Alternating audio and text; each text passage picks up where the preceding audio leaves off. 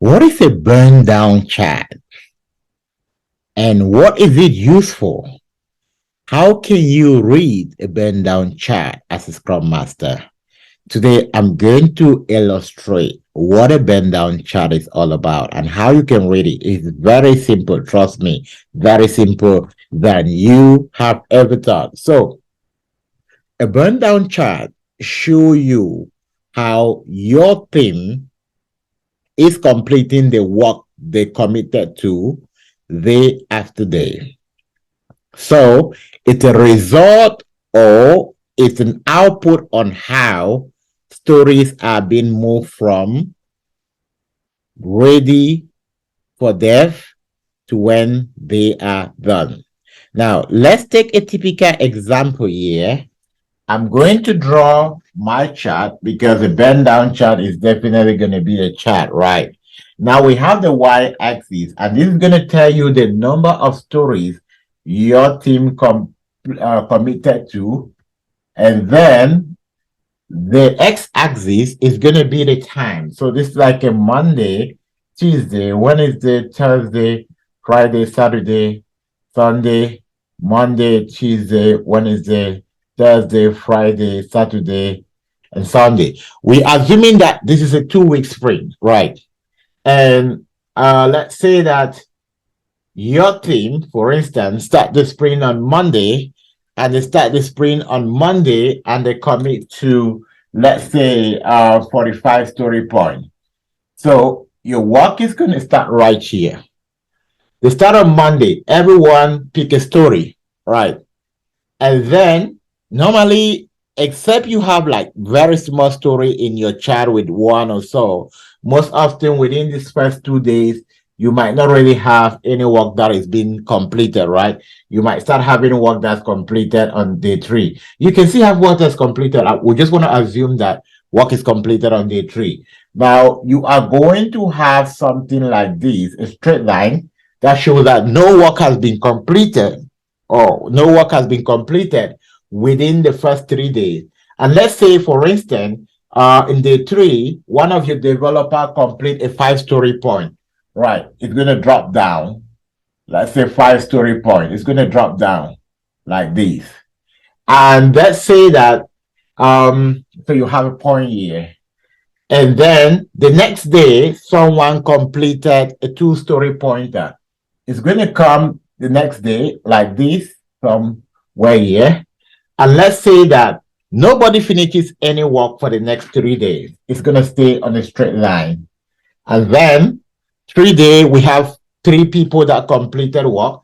The first person completed a 5-story point. It's going to come down. The second person completed another 5-story point. The third person completed another 2-story point. You see, this line is going to come down straight like this. And then no other person complete again until the last day when we are completing our sprint. And then let's say everyone else come and finish the work and we have some carryover. Now the bar doesn't move right to the part down here because we haven't carryover. Now the reality which is expected is going to be something like this. We expect you to complete the work like this. So you're always going to have 2 lines. But you realize that this team completed the work, like they did not finish all the work, but at least they finished majority of the work, which means they're not yet a bad team. So during the retrospective, you're going to be discussing why most of the work wasn't completed.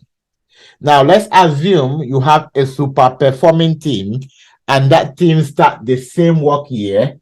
And during the first day, you finish about 8-story point, which means maybe you have super excited developers, and then you're going to have a line go down like this somewhere around 8. Now, the second day, no work was done, and then they come in here. Let's say the completed work here, it's more going to be like this, not straight like this. Okay. Let's say by this day, another story point was completed. Then they stay for a longer period, another story point completed, drop down, completed, drop down, completed, drop down, completed, drop down, and the last story point completed. Now, this is a super performing team down here. Each of these dots tells you when work is completed. On the other hand, you can also have a team that is very poor. They don't follow any agile methodology, which means that they're not following any protocol, they're not respecting any rule. What do we expect from such a team? This is what you're going to see. They start work, let's say they start work with 40 story point right here. And then during the day 3, no work has been completed. And then the manager comes in and adds 10 story point. Instead of a chart to bend down, it's going to bend down. Someone asks me, oh, my manager is asking me, why is my chart not bending down? Because you're adding story. So the fact that it's a bend down chart doesn't mean that it must bend down. If you keep on adding story within the sprint, it has to go up, right? So, and then developers start working on it. Nobody finishes the work until maybe about midweek. We have about 2 people completing some story point. It's going to be like this. The next 2 days, nobody complete. So when nobody completes the story point, it's a straight line. So let me just finish this one. I'm going to show you some of the typical bend down chart that you might expect. And then right here, let's say 2 people kind of finishing their work. You're going to see something like this. And maybe the last day, they try to finish a couple of story like this. And it's hanging here showing that not all the work was completed. This is the one that was left right here. And you can also have other teams that have like typical bend down chart. You know, the team that are going to always give you what we call technical depth, right? The team that are always going to give you technical depth, what is going to happen is that they might start work right here. They might even start with 30 story point, and nobody completes the work to the last day. And then the PO come and they try to push everything out on the last day. So you have a very straight line here.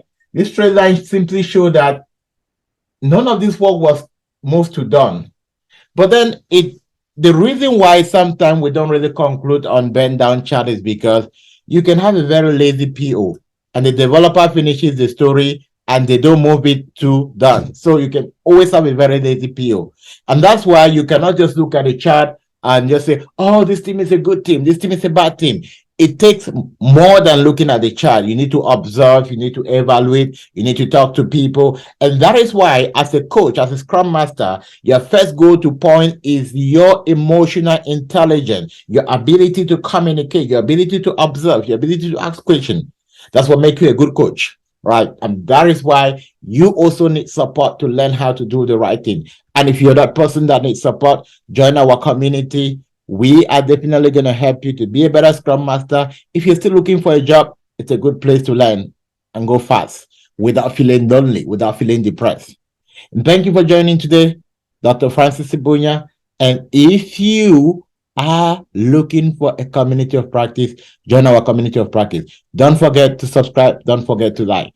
And if you want to reach us, this is our number right here, 740-400-9048. Okay, so this was a bonus for those who watch the video right to the end. I'll see you in the next video.